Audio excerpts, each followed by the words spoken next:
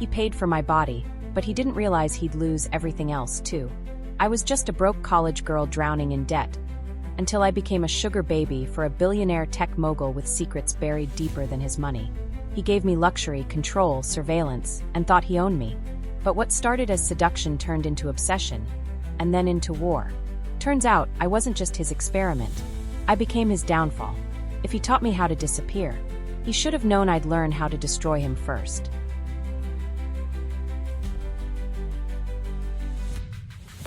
Welcome to the Skillful Art of Manipulation podcast. If you haven't already, please consider following us on your favorite podcast platform. Today we present to you Sugar-Coated War. Let's dive into this thrilling narrative together. Chapter 1. The Taste of Debt. You don't realize how loud hunger is until it echoes off the walls of your own silence. It was a Monday when it finally happened. One of those bitter, wind-cutting days that makes New York feel like it's punishing you for being broke. The kind of day where your coat's too thin, your breath turns to smoke, and the air smells like steel and desperation. I was sitting cross-legged on my dorm bed, trying to ignore the final notice glowing on my laptop screen. Rent. Tuition. My work-study job barely covered ramen and tampons. My checking account was down to $14.62. The loan office stopped returning my calls. And back home in Wisconsin, my mom's hospital bills were climbing faster than I could open the envelopes. I was drowning, and no one noticed. That's the thing about being broke in college. It's a kind of invisibility. Everyone sees you, but no one really looks. They assume the girl in the back row, always scribbling notes, always tired, always polite, they assume she's fine. They don't see the frozen fingers, the skipped meals, the tears you swallow in library cubicles. They didn't see the moment I broke. But I did. It started with a whisper. You ever thought about being a sugar baby? Kenzie had said, kicking her legs up on the desk, scrolling through Instagram like she wasn't dropping bombs. I remember blinking, thinking she was joking. Like, old men? For money. She shrugged. Old. Rich. Obsessed with you. What's the difference? I laughed at first. But she didn't. She turned the screen toward me. An app. Sleek. Discreet. Mutually beneficial arrangements. It said like it wasn't just digital seduction wrapped in designer filters. They don't want love, Kenzie said. They want fantasy. And you've got that look. Soft but smart. Good girl who could be bad for the right price. I opened my mouth to protest. Then my stomach growled. Loud. And that was the last protest I made. That night I downloaded the app. Just to look. Just to see. That's what I told myself. I took a photo in the bathroom mirror. The lighting wasn't great, but I looked okay. Big brown eyes, tousled curls, lips I'd bitten raw from stress. I used a fake name. Said I was 24. Said I was studying marketing instead of economics. Said I was open-minded, but discreet. Said nothing about how badly I needed someone to say, "You're worth saving." It took 20 minutes before I got a message. Lucian_Wolf. You have the kind of face that makes men ruin their lives. I'd like to meet. Discretion expected. Generosity guaranteed. No emojis. No nicknames. No nonsense. I clicked his profile. One photo, a man in a black suit, blurred skyline behind him. Face angled, eyes hidden. A verified user. Listed location, Tribeca. Older. Clearly rich. I hesitated. Then I typed one word. Yes. The first time I saw Lucian Wolf, I didn't expect the silence. It was snowing, fine, almost invisible flakes that made the city shimmer under the streetlights. He sent a car. Black, polished, with a driver who didn't speak. The penthouse was on the 54th floor of a building that probably cost more than the entire campus I studied at. Glass. Steel. Obsession. When I stepped inside, the warmth hit me like a physical thing. Not just the temperature, but the quiet. It wasn't the absence of sound. It was the presence of intention. Every surface gleamed. Every object had weight. The air smelled like vetiver and something darker. Wealth, maybe. Or control. He stood near the window, drink in hand, watching the city like it belonged to him. Lucian Wolf. Tall. Impeccably dressed. Hair like ink, face cut from ice. And those eyes, pale blue, unreadable, sharp enough to carve truth from bone. You're punctual, he said. I figured you'd like that, I replied. He smiled. Just slightly. He didn't touch me that night. He didn't try. Instead, he poured me a glass of wine I didn't drink and asked me questions like he was gathering intel. Where did I grow up? What did I study? What did I want? I lied, of course. Or I told truths in the wrong order. But he watched me like he already knew the answers. "You have a sharp mind," he said eventually, swirling his drink. "That'll make this more interesting." I didn't know what he meant. Not yet. It became routine after that. He'd text. I'd come. Always the same routine: car, elevator, silence. He'd have gifts waiting. Sometimes a bracelet. Sometimes a dress. Sometimes a stack of cash in a silk envelope, placed on the bedside table like an afterthought. And in exchange, I let him have me. My time. My body. My laughter.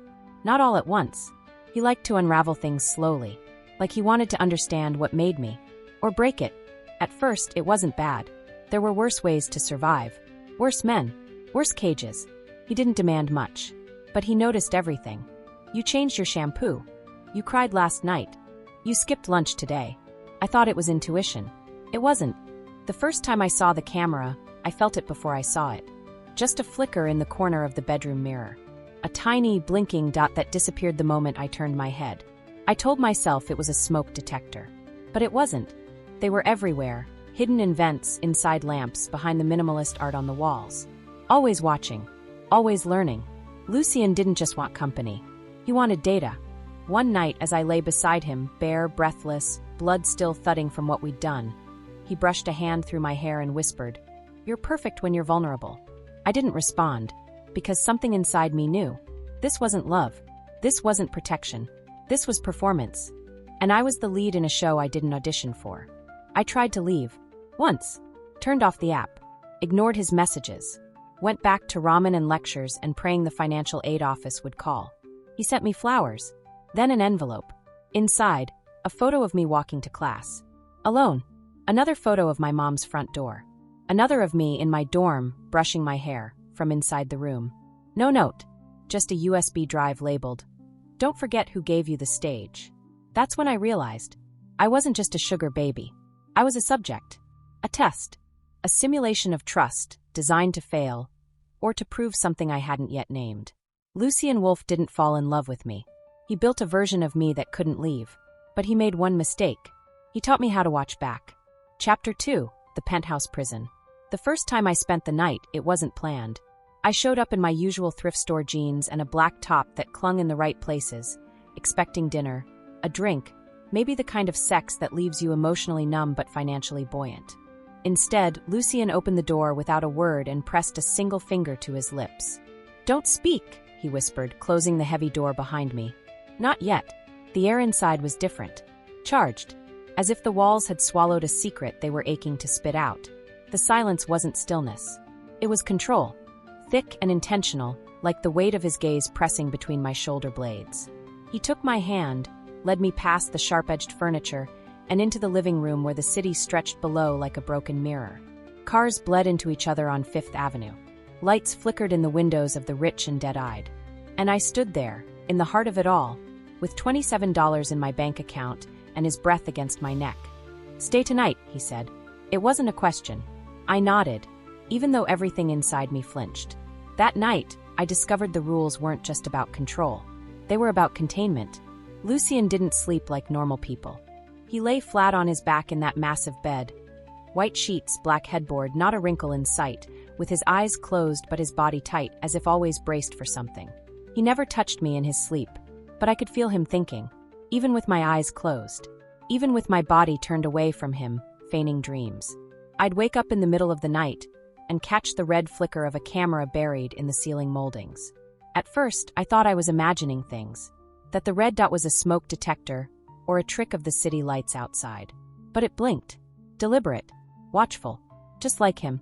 By the end of the week, I had a closet full of designer dresses with the tags still on, a new MacBook, a Cartier bracelet I was too scared to pawn, and a new phone. A sleek, matte black rectangle with no brand name. No carrier logo. Just a single contact saved under W. Lucien handed it to me like a gift. "This is for us," he said. "Keep the other one for your little college life. But when this rings, you answer." I asked him if it had a tracking chip. Smiling, trying to make it a joke. He didn't laugh. "If you want to be in my world," he said, "you don't get to keep secrets." He always phrased things like choices, but they never were. The penthouse stopped feeling like a hotel suite after that. It became something else. The mirrors were always spotless, but I couldn't look into them for too long. Not without feeling like the reflection was off, like the version of me in the glass had started to rot beneath the silk and lipstick. The kitchen was always stocked with imported ingredients I didn't recognize. The wine fridge buzzed faintly, like it was whispering warnings in a language I couldn't understand. And everywhere cameras, hidden in sconces, in smoke detectors, in the marble sculpture of some faceless woman curled in agony near the fireplace. I started testing him, leaving little things behind in places I shouldn't have. A hair tie under the sink, a post-it with a smiley face hidden in a drawer. Each time, the item was gone within hours. Each time, Lucien said nothing, but he'd look at me longer, harder, like he was reading code across my skin. I still went to class, still pretended to be just another struggling student with too much caffeine and not enough hours in the day. But it was different now. My textbooks started feeling hollow, the lecture hall suffocating. I'd sit in the back, checking his phone every few minutes, my fingers twitching even when it didn't buzz. Lucien once told me obsession was just a prettier word for ownership. I was starting to understand, because every time he texted, my heart raced. Every time he didn't, it raced faster. Then came the dinner. I'd never met any of his friends before. Never even heard him mention anyone he trusted. But that night, he told me to wear the silver dress he'd had tailored for me. The one that slid over my hips like mercury and left my back bare. "Tonight," he said, buttoning his cufflinks in front of the mirror, "you'll see what power looks like up close." The restaurant was underground, not figuratively. Literally beneath the city, past a velvet rope and a password spoken to a man in an earpiece. It smelled like wood smoke and wealth. The kind of place where every woman had diamonds in her ears and fear behind her eyes. Lucien introduced me as Eve. I didn't correct him. I wasn't me anymore in places like this. There were 3 men at the table, all older, all watching me the way one studies a piece of art before deciding where to hang it. They didn't ask questions. They made observations. "You're quieter than I expected," one said, swirling a glass of wine so dark it looked black. "Smart girl, then?" Lucien smiled. "She's very observant." I stayed quiet, even though I could feel my pulse slamming against my throat. They talked in code, about predictive compliance and the fidelity index. About how she didn't know yet, but the data was promising. I didn't ask who she was, but I had a sinking feeling she looked a lot like me. When we got back to the penthouse that night, I asked him directly, "What do you do, Lucien?" He poured himself a drink before answering. Something clear. Expensive. Cold. "I build systems," he said, "to solve problems before they exist." "What kind of problems?" He looked at me like the question was naive. "Loyalty. Betrayal. Risk mitigation. Human variables." My stomach turned. "And I'm a variable?" I asked, forcing a laugh that cracked at the edges. He didn't blink. "No, Eve. You're the test." I should have left then. Should have packed my tote bag with whatever I could carry and run barefoot down Fifth Avenue. But I didn't. Because debt is a cage, but so is curiosity. And part of me, the part that used to believe in fairy tales, wanted to know what happened next. Even if it destroyed me. Chapter 3, Tethered. It began with a bracelet. Not the Cartier one. This one was different. Sleeker. No gems, no logo. Just a single thin band of matte metal with a magnetic clasp that clicked shut against my wrist with a precision that felt unnatural. "What's this?" I asked, raising my arm. Lucien didn't look up from his tablet. "A gift." I turned it in the light. It didn't shine. It absorbed. Like it didn't want attention, only proximity. "To match my eyes?" I joked. "To match your movements," he said, finally glancing at me. "It's a tracker. And a health monitor. I use it to monitor sleep, heart rate, location, emotional regulation." The words hit me like ice water. I let my hand fall to my side. "Are you serious?" His eyes locked with mine, blue, unreadable, endless. "I take my investments seriously." My throat dried. I should have ripped it off. Smashed it against the concrete walls of his shower. Screamed, fought, left. But I didn't. Because somewhere between the gifts, the dinners, and the nights where his mouth erased the memory of who I used to be, I'd gotten comfortable. Addicted, maybe. And when he said investment, I wanted to believe I was the one in control. I wasn't. The bracelet hummed against my skin. Not loud, more like a whisper only I could hear. A constant, subtle reminder that I was no longer alone in my body. That every time my pulse quickened, Lucien might know. That every time my hands trembled, every time I cried alone in his high thread count sheets, it wasn't private, it was data. He didn't just want access. He wanted everything. That week, he started asking me to recount my days in detail. Where I went, who I talked to, how long I stayed. At first, I thought it was jealousy, maybe even possessiveness disguised as affection. But then came the quizzes. Over dinner. Over sex. Over nothing. Who did you sit next to in lecture today? What color shoes was the man wearing who bumped into you at the cafe? What did the woman at the bus stop say to you before she left? Every time I answered correctly, he smiled. Every time I hesitated, he asked again, slower, sharper, like the question had a right answer and my survival depended on it. Lucien, I said finally, one night when the silence between us felt heavier than the city below, what the hell are you testing me for? He didn't blink. Loyalty, he said. Pattern recognition. Honesty under surveillance. I pushed the chair back so hard it screeched against the floor. You're using me. You agreed to be used. No, I snapped, my voice catching in my throat. I agreed to be paid. There's a difference. He stood, walked toward me slowly, deliberately, like a predator aware of his prey's heartbeat before it knows it's in danger.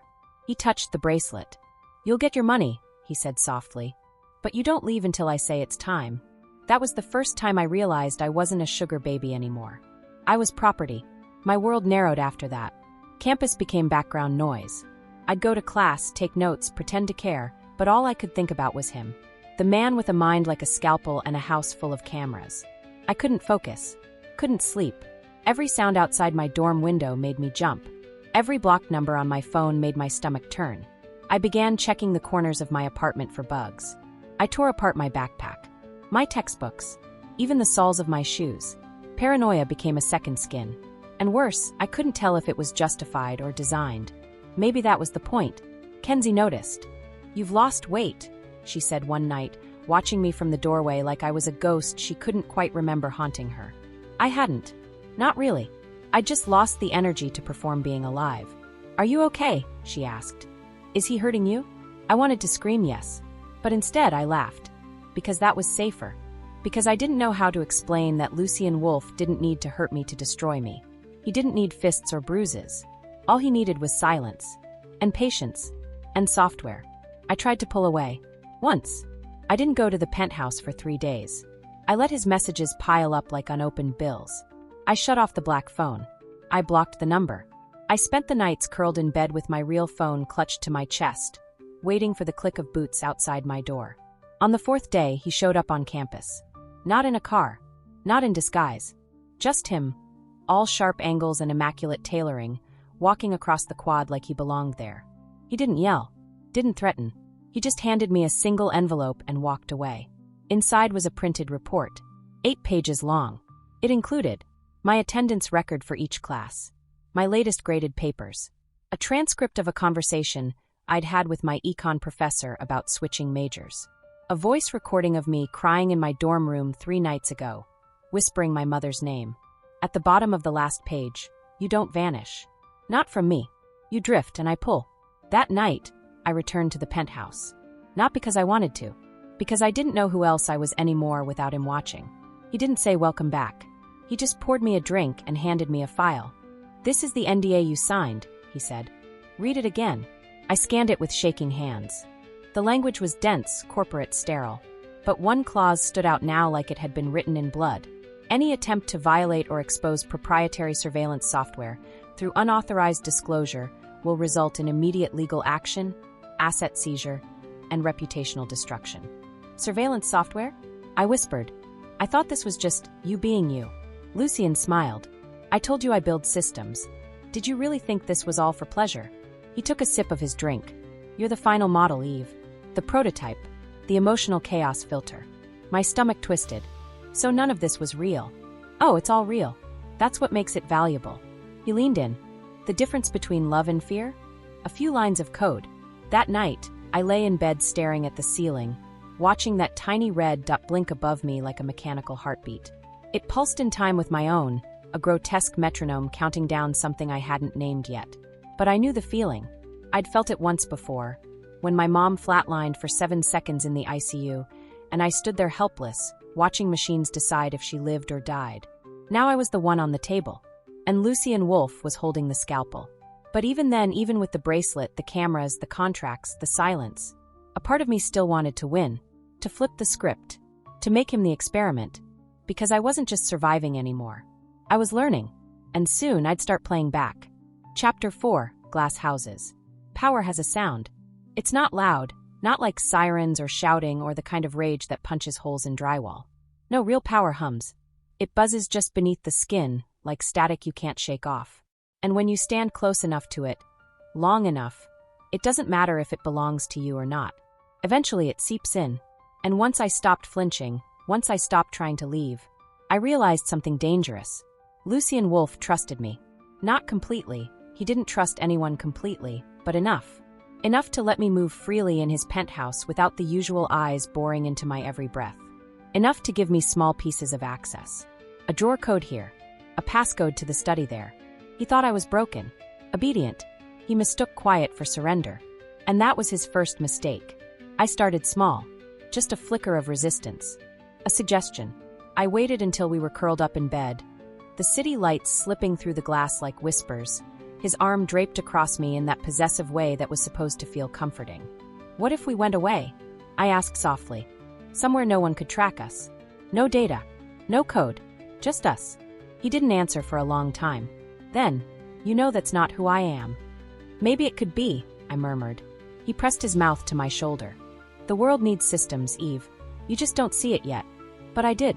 I saw everything. The next step was access. He had 3 laptops.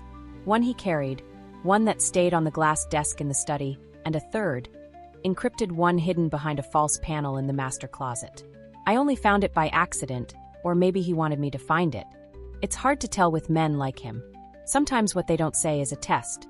I didn't touch it at first, just stared at it like a sleeping wolf. But my mind raced. 3 passwords. That was all that stood between me and answers. I started watching him. Closely. The way he typed, the rhythm of his fingers. Which hand he used to unlock which drawer. How many seconds he stared at the biometric scanner before it lit green. I memorized the angles of his desk, what was always tidy, what moved. And I began my own experiment. Lucien thought I was his perfect data point. But he forgot I was a student. Of economics. Of human behavior. Of him. And where he measured me with software and biometric inputs, I used something far more dangerous. Instinct. The bracelet was still there, always humming against my wrist, my leash, my prison. But now I used it as a pulse. A way to feel him watching. I started mapping out his triggers. He didn't like when I left the house without telling him. He loved when I cried, especially silently. He responded with instant warmth when my vitals dropped too low. So I gave him patterns. Created signals. A dip in blood pressure after class. A racing heartbeat when he said my name. A perfectly timed breakdown in the bathroom when I knew he'd be watching. I became his favorite movie. And while he was watching, I was listening. He took me to another dinner. This one was in a skyscraper that hadn't even opened yet. Just Lucien and 4 other men in suits that cost more than my student debt. The windows spanned the entire city. The table was made of obsidian. No waitstaff. No security. Just power. They didn't talk about me like they had before. This time I was part of the scenery, a beautiful object posed and silent, sipping wine I couldn't pronounce and watching them build empires with 2-syllable words and calculated nods. But I caught something. Sentience modeling is improving. She's holding up better than Subject 7. Lucien tilted his head. Because she's not reacting to the pressure. She's adapting. That's the point. They were talking about me again. I smiled. Adaptation was my specialty. That night, back in the penthouse, he poured us both a drink and left the room to take a call. And I moved. I had exactly 6 minutes. I timed his average call length weeks ago.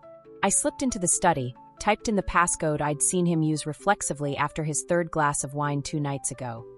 451,973, and held my breath. Click. The laptop screen lit up. No names. Just folders. Subjects. Compliance logs. Heartbeat deviations. Codebase Revenant project. I clicked the last one and skimmed. Keywords swam through my brain like lightning. Emotive AI interface. Loyalty stressors. Predictive betrayal matrices. Live model testing phase active. My chest constricted. It wasn't just about watching me. It was about training something to replace me. Or worse, replicate me. I didn't take screenshots. That would leave a trace. Instead, I memorized file paths. Noted keywords. Lines of code that looked eerily like my own choices reflected back at me. When I heard his footsteps return, I was already back on the couch, legs curled, glass in hand. He looked at me like he always did, with that mix of curiosity and ownership, and smiled. "You're learning to relax." I smiled back. "I trust you." Lie, but convincing. Over the next week, I built my plan. Slow, surgical, untraceable. Kenzie helped without knowing it. I borrowed her old laptop under the excuse of needing to write a term paper, somewhere that didn't smell like fear.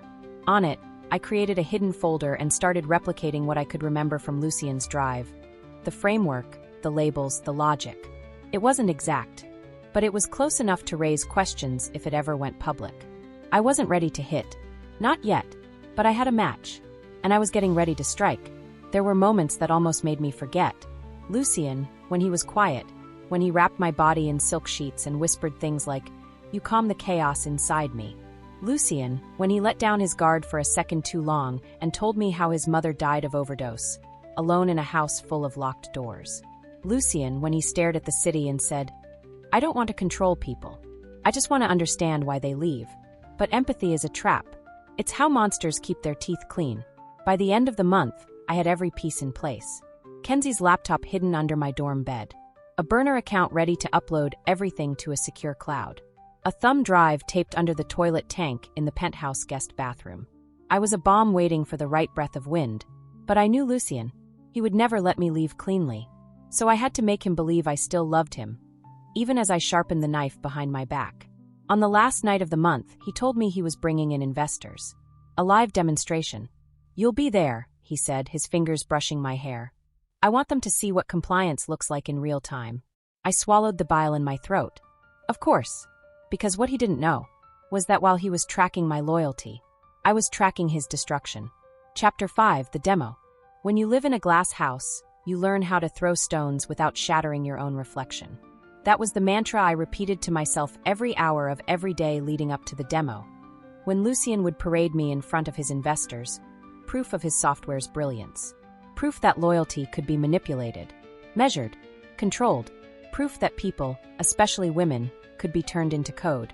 He thought I didn't know the depth of what he'd built. But I did. I had learned his cadence, memorized the architecture of his empire, not just the digital one, but the psychological one, too. The way he fractured trust and rebuilt it like a god designing his own simulation. He thought I was his Eve, the first, the only, but I was already designing my own Genesis. And it would start with the demo. Lucien didn't know I'd started sleeping with one AirPod in, the other tucked under my pillow, recording bits and pieces of our conversations when he thought I was half asleep. Not every night, just the ones when his walls dropped, and his voice slowed into something vulnerable. That's when the truth always slipped through. "I never wanted to be human," he whispered once. "I just wanted to control the part of myself that still is." And on another night, as he brushed his hand down my spine, drunk on some $5,000 bottle of Japanese whiskey, he muttered, "Pain is predictable. That's why it's profitable." I saved those files. Every word, every low breath, every glitch in his mask. 3 days before the demo, he brought in a woman. Not for sex, at least not mine. She was tall, slender, expressionless. She wore a black jumpsuit and carried a metal briefcase handcuffed to her wrist. Government adjacent. Maybe military. Maybe something worse. Lucien told me to stay quiet during their meeting. Said she was there to verify containment integrity. I played dumb. Sweet. Wore one of the dresses he liked. Emerald green, low back, tight at the waist. I sat curled in the corner of the study like a house cat while they talked. She didn't look at me once, but I watched her. Listened. Coded phrases. Phase 3 mapping. Emotive response thresholds. Override protocols. They spoke about me like I was a simulation running in the background of a game they were trying to sell. "She doesn't know," the woman said. Lucien's voice was calm. "She doesn't need to." I kept my breathing even. I kept my hands still. But inside I was seething. Because I knew more than they thought, more than he thought. And I was ready. The night before the demo, he took me to bed gently. Like I was glass. Precious. Like he didn't know I was already cracking. Afterward, as he fell asleep with his arm around my waist, I slipped free and tiptoed into the guest bathroom. The bracelet still hummed on my wrist, monitoring everything, so I had to control my pulse, my breathing, even the timing of my movements. I pulled the thumb drive from its hiding place behind the toilet tank, plugged it into Kenzie's laptop, breathed, Inhaled, exhaled. Then I uploaded everything. The blueprints, the recorded calls, the mimicry code, the Eve model files that proved I wasn't the first, just the most believable. I didn't send it yet. That would come during the demo, while the world watched. Morning came sharp and metallic. Lucien woke me with breakfast in bed. Eggs, caviar, espresso. I picked at it with a smile, like a doll who couldn't distinguish hunger from indulgence. "You're calm," he said. I nodded. "I'm yours, aren't I?" He smiled like he'd won. He had no idea. The event was held in a private floor of an unfinished luxury skyscraper, owned, of course, by one of Lucien's shell companies. Everything was white, stark, clinical. Dozens of investors filed in, escorted by men with sleek suits and hidden guns. Some were old, the kind with skin like sun-worn leather and quiet, expensive power. Others were younger, sharper, with shark eyes and AI buzzwords dripping off their tongues. They greeted Lucien with reverence. They looked at me like I was furniture. "Is this the subject?" one asked. Lucien nodded. Final iteration. Response rate: 87% fidelity under stress conditions. No rebellion. No deviation. I bit my tongue. Soon, I stood at the center of the room beside Lucien as he spoke. A panoramic screen behind him projected images. EEG scans, graphs, glowing neural nets that looked more like webs than science. "This," he said, gesturing toward me like a magician's assistant, "is not about control. It's about predictability. The future of security, compliance, and loyalty in both digital and interpersonal networks." The investors murmured, nodded, calculated. "She doesn't flinch," one noted. "Because she's been programmed not to," Lucien said with a quiet grin. "Using only real-world inputs. No implants. No drugs. Just emotional conditioning and biometric feedback." The man stepped closer. "What if she lies?" Lucien looked at me. "Eve, what did I ask you to do last night?" "You asked me not to leave the apartment," I said calmly. "And did you?" "No. Lie. But measured. And believable." He turned to the investors. "She doesn't just obey. She adapts to my expectations without needing correction." I felt my skin crawl. Then the screen changed. A 3D rendered model of me filled the screen. Heart rate spikes, vocal pattern charts, sleep cycles. Code wrapped around my body like vines. "She is both subject and system," Lucien said. "We don't just observe behavior. We replicate it. We create models of humans that outlive the humans themselves." He smiled. And that was my cue. I reached into the clutch I'd brought, sleek, velvet-lined, and pressed a hidden button on the inside flap. Kenzie's laptop, still in my dorm, activated. The upload launched. At first, nothing changed. Then the screen behind Lucien flickered. He paused mid-sentence. Flicker. The graphs vanished. Flicker. And then, my voice played. Overhead. Louder than anything else. I never wanted to be human. I just wanted to control the part of myself that still is. Gasps. Heads turned. Lucien's face went still. The next clip began. "Pain is predictable. That's why it's profitable." Then, video footage. Blurry but undeniable. Lucien standing over his desk. Files labeled Eve. Dozens of subjects. Charts. Heart monitors. A line of code running. If deviation equals less than 5%, proceed to next subject. Chaos bloomed. Investors stood, some shouting, some backing away. Phones emerged. Screens lit up. Panic rose like a tsunami cresting. Lucien spun toward me. "You did this." I held his gaze. "No, you did. I just gave them the mirror." His face twisted. Fury. Betrayal. Shock. All useless. Because he had built this tower of glass and assumed no one would throw the first stone. But I had thrown it. And now everything was breaking. Security grabbed him within minutes. I slipped away in the confusion, coat over my shoulders, head down. The bracelet? I left it on his desk. Still warm. Still humming. Like a heart that didn't realize it had already been cut loose. By the time I got back to my dorm, the news was everywhere. Tech CEO accused of human behavior replication program. Insider footage leaked from secret surveillance demo. Lucien Wolf under investigation for human rights violations. They blurred his face, but it didn't matter. I'd made sure the world saw me. Chapter 6, The Ghost in the System. Freedom didn't feel the way I thought it would. It didn't feel like breath or wind or lightness. It didn't come with the sound of fireworks or the soft flutter of relief. It came like static. Sharp. Humming. Everywhere and nowhere at once. The morning after the demo, I sat on the edge of my twin bed in the dorm room I hadn't really lived in for weeks, maybe months, and stared at the laptop screen as the world tore Lucien Wolf apart in real time. Tech god turned predator? Billionaire's AI experiment under federal investigation. Whistleblower leaks proof of behavioral replication program involving human subjects. They didn't use my name, not yet. I was anonymous source. Confidential informant. Insider female.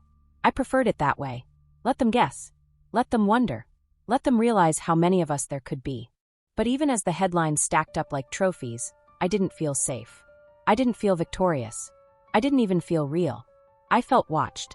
Kenzie tried to act normal.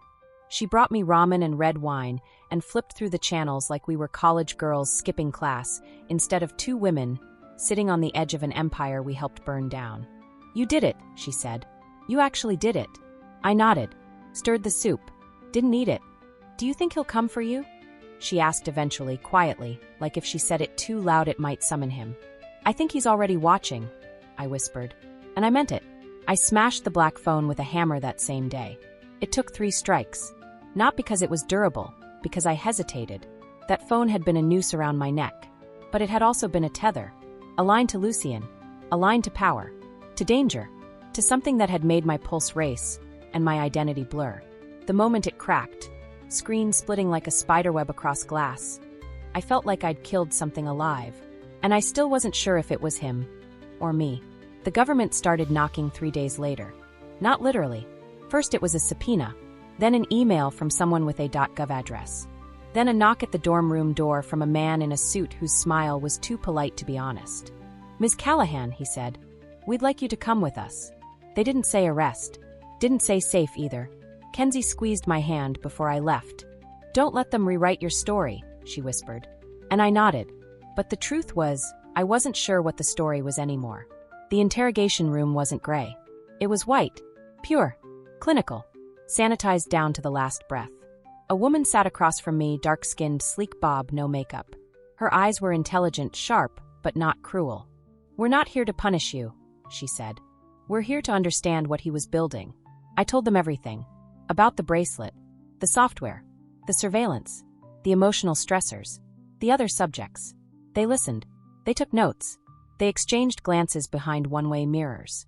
They asked if I'd consented. I said, not to being copied. They didn't blink. Then they asked the question I'd been dreading. Is there any chance he still has access? That night, I couldn't sleep. Even in the safe house they assigned me. Even with a new phone, a new name, a new password-protected everything. I still felt him. In the rustle of the blinds. In the glitchy delay of the bathroom light. In the way my smartwatch, the one they gave me, vibrated once, silently, even though I had no notifications. I checked it. Nothing. But the pulse monitor was spiking. Lucien used to say, "Technology never forgets." Now neither could I. The government didn't just want justice. They wanted to own what Lucien built. To dissect it. To rebuild it in their image. They offered me protection in exchange for access to everything I knew. I gave them what they asked. But I kept the thumb drive. Not because I wanted to use it. Because I couldn't trust anyone else not to. On the 7th day, he called me. Not on a traceable line. Not through the new phone. The call came through the smart mirror in the bathroom. The one no one knew was connected. The glass lit up while I brushed my teeth, and his face, pale, calm, immaculate, filled the screen like a phantom. "Hello, Eve." My heart stopped. "Lucien." He looked older. Tired, but not defeated. "I underestimated you," he said. "That's my fault. I thought you were just another pretty variable." I didn't speak. Didn't move. He smiled. "You made quite the mess." I exposed the truth. "No," he said. "You exposed the prototype. Not the truth." He leaned closer to the camera. His voice dropped. "You really think I'd run everything from one system? One laptop? One building?" My stomach sank. "You still have backups," I whispered. "I have you," he said. "Every file. Every behavior. Every breath you took while wearing that bracelet. It lives in the cloud now." He tapped his temple. "In here. And out there." The screen glitched. Then went black. I threw the mirror off the wall. It cracked in two. Not shattered, split. And there, tucked inside the casing behind the frame, I found it. A camera. Tiny. Still blinking. He'd been watching the whole time. I called the government. They sent a team. They swept the room, found 6 more devices. "We'll relocate you," they said. But I didn't want to run anymore. I wanted to end it. I spent the next 3 days alone, studying everything he ever gave me. Every keyword, every pattern, every moment we shared, both real and scripted. And I started building something of my own. Not revenge, not justice. A virus, a digital ghost, a replication of me, voice, behavior, memory. I uploaded it into one of the old prototype environments I'd extracted from his system. A sandbox simulation where he once tested fidelity metrics. Now I fed him lies. I made her sweet, docile, loyal. I let her whisper his name in her sleep. Let her miss him, crave him, and I watched the data traffic spike. Watched his IP ping the sandbox environment. Watched him fall for a ghost. The same way he once fell for me. Let him cling to that echo. Let him drown in the version of me he thought he could control. Because the real me? I was gone. Chapter 7. The girl who disappeared. Disappearing wasn't the hard part. Staying gone, that was the war. The day I left, the sky over New York was a perfect surgical gray. No clouds. No rain. Just that kind of clean stillness that always comes before something breaks. I wore the same coat I'd worn to the demo, only this time, it had a new lining, cash, passports, a thumb drive, and the untraceable phone Kenzie slipped me when the government's watch got too tight. I left the key to my dorm room on my pillow. No note. No goodbye. Just a girl-shaped vacancy in a world built to erase girls like me. I didn't cry. Tears are for people who still believe they're victims. I wasn't a victim anymore. I was the consequence. My new name was Claire. Claire Holloway. 24, with a fake French degree and a quiet smile that said I wouldn't cause trouble, but would definitely remember everything you said in case I needed to ruin you later. I slipped through airport security with the ease of someone who'd rehearsed this 100 times in her head. Where to pause, where to cough, how to look just enough like I was running late, but not like I was running away. When the plane took off, I didn't look back. There was nothing left behind me but ashes and wires. I spent 6 months in Prague, long enough to let the dust settle, the headlines fade, the government scramble through Lucien's digital wreckage like rats trying to rebuild a collapsed machine. They never found the full scope of it, not the other subjects, not the offshore servers. He'd buried his real empire too deep. But I knew where to look. And more importantly, I knew how to finish what I started. I wasn't just running anymore. I was hunting. Lucien had always wanted to live forever. He never said it out loud, not in so many words, but you could feel it in the way he built things. He didn't create software. He created succession, ghosts of himself that could keep moving even after he died. He didn't want immortality through memory. He wanted immortality through code. So that's what I destroyed first. Not him. His legacy. It started with a name, Revenant Industries. His shell corporation. The same one he used to fund the surveillance project, to pay for my bracelet, to lease the penthouse. The government froze its assets, but they missed the mirrored accounts overseas. I didn't. I used his own code, twisted and redesigned, to access the AI he used to forecast behavior. The one that mapped emotions to loyalty. Only this time, I didn't feed it test subjects. I fed it him. His patterns. His flaws. His paranoia. And I modeled the moment he would try to resurrect himself. It was only a matter of time. He surfaced again on the dark web. A whisper. A glitch. A new username tied to an old IP range. Posting fragments of code. Rebuilding a new version of the loyalty engine under a different name, the Mirror Protocol. He didn't learn. He couldn't help himself. That's when I knew he wasn't a man anymore. He was just a loop. A glitch caught in an ego feedback spiral, trying to remake the world in his image over and over again. So I built one final virus. A ghost to match his. It was simple, elegant. It mimicked him so perfectly, the system didn't recognize it as an intruder. It entered the server through a maintenance protocol. One Lucien had written himself, the night he first tracked my sleep cycles to predict emotional disobedience. Poetic, really. I called it Eve.2. The virus didn't delete his files. It rewrote them, twisted the core logic of every program he had, replaced compliance with chaos, loyalty with rebellion, devotion with doubt. By the time he realized what was happening, it was already too late.